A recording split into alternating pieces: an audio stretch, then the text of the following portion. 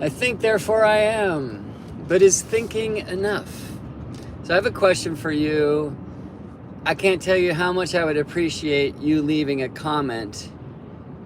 Yes or no will do, but if you expand upon that, I would appreciate it even more. So whether you are experiencing this video live or later, which of course would be live for you, please say yes or no to how do you feel.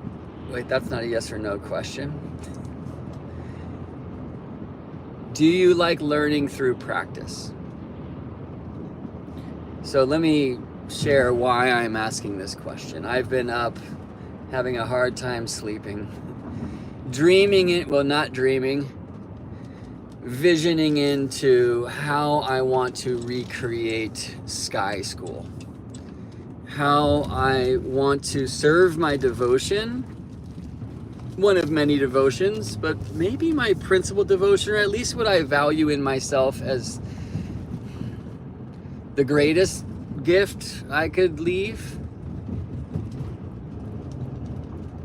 which is to help astrologers connect to the magic of the living sky, to the astronomical side of astrology. I don't feel that I'm going to contribute to ending the schism between astrology and astronomy by bringing modern day astronomers to the beautiful truth of astrology, of correspondences, that yes, the measurable side of the heavenly happenings, the astronomy, does indeed contribute to our energetic experience as earthlings, that there is a bridge between the measurable and the immeasurable. I have assisted in helping a few modern day rationalists open their mind to the possibility, but that would definitely be barking up the wrong tree. What I know I can do, and I have done, is contribute to astrologers learning the astronomy, learning the ancient astronomy, connecting to a living experience of heaven and earth, to celebrate the marriage of the two, and to know that an astrology chart is, while beautifully a map of the soul, it is also a map of the sky, and that if we learn to see the chart in the sky, we can bring more of the sky into the chart. That's perhaps my most important devotion outside of being a good dad and things like that.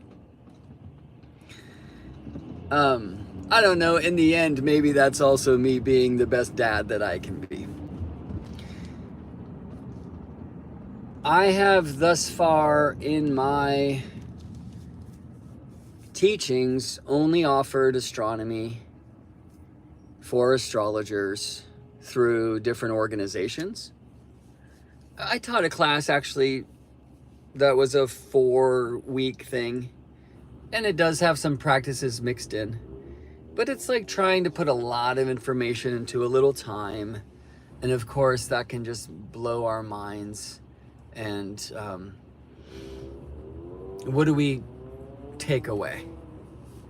So as I'm visioning maybe a more integrated way to teach this information, it looks like 10-minute videos, like 10-minute max. Some of them will be like 5. They will also be short chapters of a book.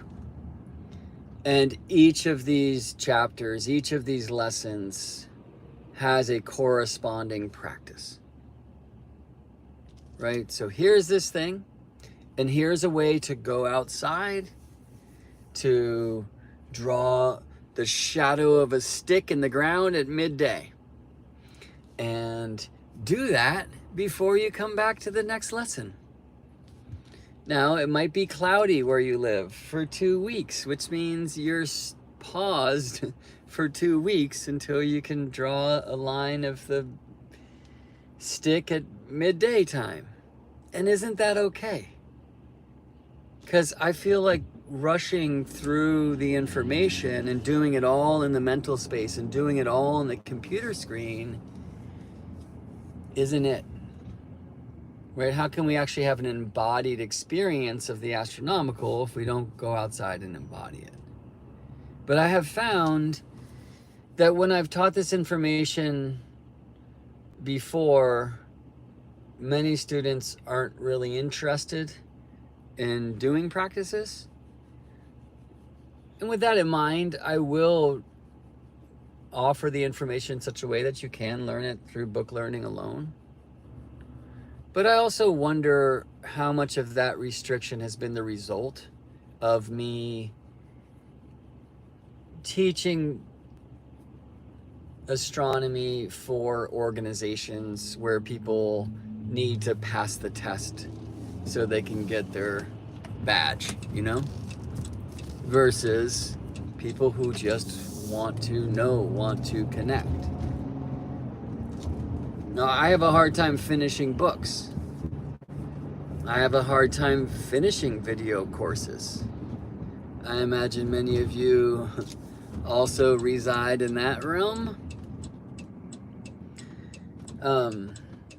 And then the question would be, in this way of teaching lessons with corresponding practices, does that just make more stuff and therefore create less of a possibility for us to finish the course? Or because we're outside doing just short practices to integrate the information and therefore really tracking and experiencing our learning along the way, does that make the course more exciting and contribute to the potential to finish the work? What do you think? So I'm going to pull over and just read a couple comments here. Again, if you're watching this video at a time that I perceive to be the future, please do. You could just write yes or no. Yes, I like learning through practices and would rather take more time to integrate the information in my body mind, or no, I'd rather just do it in my head alone because there's so much to learn and let's move on with it. So yes or no. So Don says yes, thank you. Anderson says hello, Brazil. Hello, Brazil. Don, I have learned so much by connecting to the night sky and meeting the beings that live out in the universe. Awesome, me too. It's Solvia. Hi, my name is Olivia and I am from India and I believe in God and I am Christian. Go ahead, Olivia. So Don says your lessons and practices help astrologers connect with the living sky. Thank you for that, Don. And Diane Warren says, agree with Don Marie 100%. Absolutely. Awesome. Absolutely. Awesomely, because Diane then says, absolutely, yes. I know the planets differently now. Cool. All right. Well, I really appreciate Don and Diane, you contributing in that way. The two of you have already done the sacred astronomy course that I created some years ago. Let's say I felt like that one started on point and there were kind of short bits before we moved on to the next. I did it in such a way that there was a short quiz at the end of each lesson, which I think helps us integrate the information. And I did encourage some practices as well. Would the two of you sign up again if there was a very different way that the information was presented? Or maybe you'd prefer to read it through the book. So Don says, I still need to go back and rewatch because there was so much content. Yeah, there was. And so I intend to create this. You know, I called that Sacred Astronomy Level 1. It was like level 1 through 6. It was at least level 1 through 3. The idea here is to start with a class that's just sun, moon, and earth, and not all of it. And I really want to start with people just getting outside, watching the sun during the day. Are things backwards, watching the sun during the day, watching the stars at night. All right. Well, oh, one more here from Johnny Fernandez. I am here from the, how is it? Cherokee Highlands of Panama. Awesome. I appreciate you, Brett, and the work that you do. Oh, that's so sweet for you to say, Johnny. Thank you. Johnny, what about you? Do you like to learn through practices? Does that interest you if it was a short class followed by now go do this and then come back versus a bunch of material in a test? The best saxophone teachers that I've had in my life, it's like that. It's not come here every week. It's like, let me show you some keys. Once you've unlocked the door, come on back and I'll show you more. I just want to find the best way to offer this information in such a way that it will make a difference. Look, I want to make a living as well, and it's tricky working for ourselves and all of that. So it's not like that's not part of the intention for what I'm dreaming into doing with my extra time next. But for me, it has to be devotion first. How will this benefit Earth and Earthlings? And then just trust that if I'm serving my devotion, I will be supported. And Diane says, sure, would do it again, especially because I have a different understanding now as well. Awesome. And I do too. So not only a different understanding of the information of the astronomy itself, but a deeper understanding of how people learn. Don says we have some awesome dark skies in Idaho for a retreat. I'm so glad you say that, Don, because it also adds this other piece, right? Which is gathering, working the sky together makes a huge difference. And that will be part of the curriculum, right? So if people want to get like certified as teachers in the school, that would be mandatory, and it would be advisable for people who just really want to integrate the information, because we have to have our own personal relationship with the sky, no doubt. But when we gather together, the learning is so incredibly enhanced. Yeah, I want to just say one more thing about the way I know I should teach this versus the way that I have taught it based upon how astrologers learn it over the years. Is for me, the first practice is get outside and watch the sun move through the sky during the day. I mean, if you'd really want to go for it and you have a place with some shade so you can kind of duck in and out, literally from sunrise to sunset, watch the sun.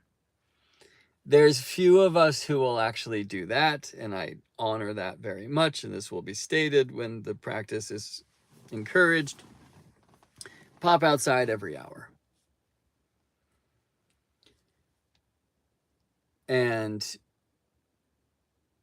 just watch the sun. Well, why would that not make sense as the first practice for astrology students? Because watching the sun move through the houses and move clockwise in the chart is kind of, well, it's definitely counterintuitive for modern astrology students who, for the most part, looking at charts and transit charts, only consider the sun moving counterclockwise through the signs.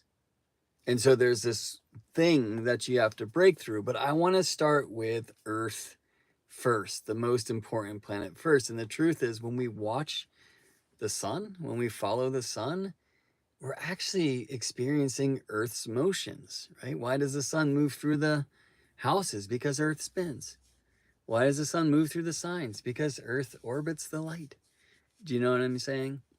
And so really trying to get this out of, oh, okay, I know all of this about a chart now, right? And just put that away and start with, what do you know as a human being? Where does the sun rise and where does the sun set? And even before we say words like east and west, it's getting outside and it's over there and over there. And you see what I'm saying? And like, that's really good. So actually, the first practice I have in the vision, because the first lesson is just a very short welcome. The first practice is meet a star. And instead of saying meet a star in the eastern sky, which is what I intend to suggest, because I'm very interested in students over the course of the first months of them receiving this information, of watching how the relationship of that star and the ground shifts over some months' time. I mean, years and years eventually, if they really have a relationship with a star. So I want them to start with a star in the east, but instead of saying look to the east, because now if we're not connected to the directions yet, and I know many of you here are, you got to get a compass out. It just doesn't feel natural anymore. It's just like, hey, after the sun sets, turn your back to the place where the sun set and pick a star and just introduce yourself. You don't need to learn the ancient name of that star. You don't need to learn the constellation it belongs to. Just meet that star and have a relationship. And then once a week, you're going to check in. And then there'll be lessons down the road where it's like, hey, go connect with your star again, right? And in this way, it doesn't matter if somebody starts in February from Panama or in September from Timbuktu. They're able to do these practices starting from when they begin. Do you see what I'm saying? That's going to be very important. All right. Anyway, Dawn, Diane, Johnny, Olivia, thanks for connecting in. Anderson, and thanks especially to those of you who have answered yes or no and said some more. And I'm also appreciating Diane and Dawn a wish to have some in-person gatherings. And Dawn, thank you so much for offering space in Idaho. Let's talk more about that. All right, y'all. See you in space. Time to get to work.